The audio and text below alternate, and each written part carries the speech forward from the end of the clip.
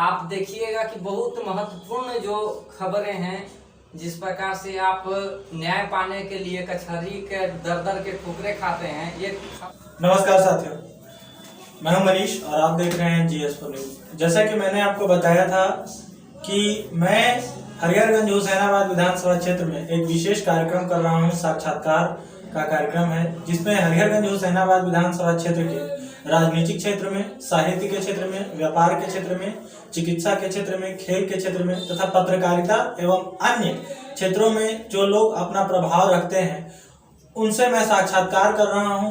उनकी विचारों को आप तक पहुंचाने की कोशिश कर रहा हूं। इसी के कड़ी में आज हमारे सामने मौजूद हैं माननीय विनोद सागर जी, जो कि अनुनाद न्यूज और अरण्यवाणी पत्रिका के संचालक हैं। और सबसे पहले सर, आपने अपना कीमती वक्त दिया है, इसके लिए मैं आपका बहुत बहुत आभार करता हूं। और सर, इसकी भी मैं आपको शुभकामनाएं देना चाहूँगा कि अभी हाल फिलहाल में आपने अभी अपनी पुस्तक अरण्यवाणी का जो विमोचन किया है, उसके लिए भी मैं आपको बहुत बहुत शुभकामनाएं देना चाहूँगा। सर, सबसे पहले तो मैं आपसे ये पूछूंगा कि हुसैनाबाद हरिहरगंज विधानसभा क्षेत्र से मैं भी हूँ।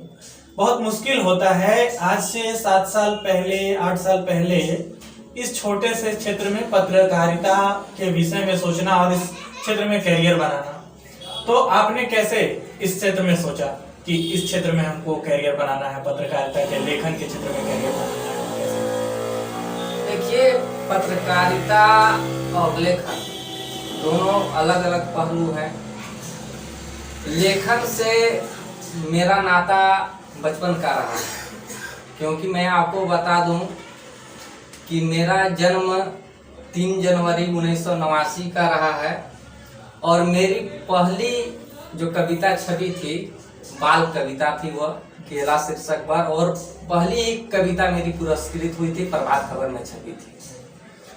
और रही बात कि पत्रकारिता की, तो पत्रकारिता में आने का मेरा कोई खास ध्येय नहीं रहा था। मेरे जीवन में एक दुर्घटना हुई थी 2016, जो कि मेरे लिए बहुत ही अशुभ साल रहा। उस साल मेरा एक छोटा सा बच्चा, जो कि साल का भी मैंने कि अपना, वो उसको क्या बोलते हैं, अपना जन्मदिन के 6 दिन पहले वो दुनिया को छोड़कर चला गया। और यह मेरे साथ ही नहीं हुई थी, इसके 6 महीने पहले हमारे जो राष्ट्रीय नवीन मेल के स्थानीय जो अभी संपादक हैं ओम प्रकाश अमरेंद्र जी, उनका पुत्र भी जो लगभग 8 वर्षीय रहा होगा, वो कोयल नदी में डूबकर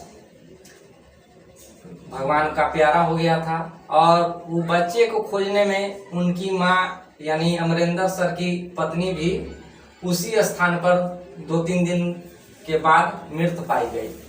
तो जब उनको पता चला कि एक कवि का भी इसी प्रकार का घटना से वो जूझ रहे हैं, तो उन्होंने हमसे संपर्क किया, क्योंकि उनके पिताजी जो दीन जी हैं, वो झारखंड और बिहार के बहुत ही प्रतिष्ठित कवि रह चुके हैं। वो संपर्क करके वो सोचे कि तनाव से मुक्त करने के लिए इनको हम पत्रकारिता से जोड़े, और उन्होंने हमको पत्रकारिता से जोड़ा और 2016 से मैं पत्रकारिता में आया। और रही बात कि इतने समय तक क्यों जुड़ा रहा, क्योंकि लोगों ने हमसे उम्मीद लगाई, क्योंकि यहाँ पत्रकारिता के क्षेत्र में आप भी हैं, आप यहाँ देखते हैं कि यहाँ पत्रकारिता हो या किसी भी क्षेत्र में एक समुदाय विशेष का एकाधिकार रहा है, उनका दबदबा रहा है। और जब मैं इस क्षेत्र में आया, बहुत संघर्ष किया। 2018 में मेरे ऊपर पोस्को एक्ट लगा, सुपरविजन में निकला। फिर अभी आप देखे होंगे कि हमारे ऊपर नगर पंचायत अध्यक्ष जी SC/ST एक्ट लगाए, उसमें भी सूचना मिली है कि सुपरविजन के दौरान वो केस को फॉल्स किया गया है। तो कहीं ना कहीं पत्रकारिता को अब मैं जो कर रहा हूँ वो पब्लिक के हिसाब से कर रहा हूँ, यहाँ की जनता के हिसाब से, उनकी सुरक्षा के लिए और समाज को एक नई दिशा दिखाने के लिए कर रहा हूँ। चलिए, बहुत बहुत आभार सर। जैसे अभी हाल फिलहाल में ही आपने ये पुस्तक पत्रिका जो है कि पत्रिका का विमोचन किया है, अरण्यवाणी। इसका नाम काफ़ी अच्छा है और इसका जो बुकलेट आप देख रहे हैं इसका कंपोजिशन भी काफ़ी अच्छा किया है। तो सबसे पहले तो किसी भी चीज़ का लेखन में उसका शीर्षक और नाम बहुत महत्वपूर्ण होता है। तो इस पत्रिका की अगर बात करें तो इसका नाम आपने कैसे सोचा, और ये जो पत्रिका है मुख्य रूप से आपने इसमें किन किन विषयों को ध्यान में रखते हुए इसका पब्लिकेशन किया, इसका प्रकाशन किया? देखिए, जो अरण्यवाणी मासिक पत्रिका है, हम लोग अभी तक देखते आए हैं कि अगर किताब को आपको छपवानी है तो पब्लिकेशन आपको दिल्ली, उत्तर प्रदेश, अखबार में आपको प्रकाशन करवाना है तो राजधानी में जाना पड़ता है। तो हम इस मिथक को तोड़ते हुए मैंने सोचा कि अगर आपके अंदर क्षमता है तो लोग आपके पास आए, ना कि आप उनके पास जाएं। इस सोच को मैं आगे बढ़ाते हुए मैं अरण्यवाणी, ये जो मासिक पत्रिका है, इसका यहाँ से प्रकाशन शुरू किया हूँ और मैं आशा करता हूँ कि लोग इससे जुड़ेंगे और यह पत्रिका देश भर में हुसैनाबाद को एक विशिष्ट स्थान दिलाने का काम करेगी। जैसा कि आप लेखक के साथ साथ पत्रकार भी हैं, आजकल पत्रकारिता बहुत मुश्किल हो गया है। मैं समझता हूं कि इस बात से आप भी सहमत होंगे। जिस प्रकार से पत्रकारों के साथ में सरकार का और पदाधिकारी गणों का या अन्य राजनीतिक दलों का जिस हिसाब से रवैया रहता है, बहुत मुश्किल हो जाता है पत्रकारिता करना। और इसी सारी स्थितियों को देखते हुए कई सारे शब्दों का निर्माण हो जाता है अनायास ही। उसी में देखेगा कि गोदी मीडिया शब्द का भी निर्माण हो गया। आप लगातार पत्रकारिता कर रहे हैं, टीवी को भी देखते होंगे, तो क्या आपको नहीं लगता है कि टीवी मीडिया से या प्रिंट मीडिया से आम जन के मुद्दे गायब होते जा रहे हैं? वहां सिर्फ विज्ञापन और चापलूसी ही बचता जा रहा है, या यूं कहें कि विज्ञापन और चापलूसियों का जो भाग है वो बढ़ता ही जा रहा है। देखिए, यह शुरू से ही रहा है। आप इतिहास उठाकर देख लीजिए कि जो भी सत्ता पक्ष का विरोध किया है उसका अंत बहुत ही दर्दनाक हुआ है। उसमें एक के दुगे जो ऐसे लोग रहे हैं जो कि समाज को एक नई दिशा दिखाने का काम किया है, जिसमें आप अपने संत गुरु रविदास जी को ले सकते हैं, संत कबीर जी को ले सकते हैं, जो हर समय, और बाकी लोगों का देखिए कि इतिहास कुछ कहता है, हम लोग उसका अध्ययन करेंगे तो कुछ कहता है। और आज के दौर में यही मीडिया जो आज गोदी मीडिया भाजपा की बनी हुई है, जब कांग्रेस की सरकार थी तो कांग्रेस की, तो यह जरूरत मीडिया अपना जो है कि मीडिया हाउस को बढ़ाने के लिए वो सरकार का पोषक बन जाती है। यह शुरू से ही राजतंत्र से लेकर लोकतंत्र तक ये निरंतर जारी है।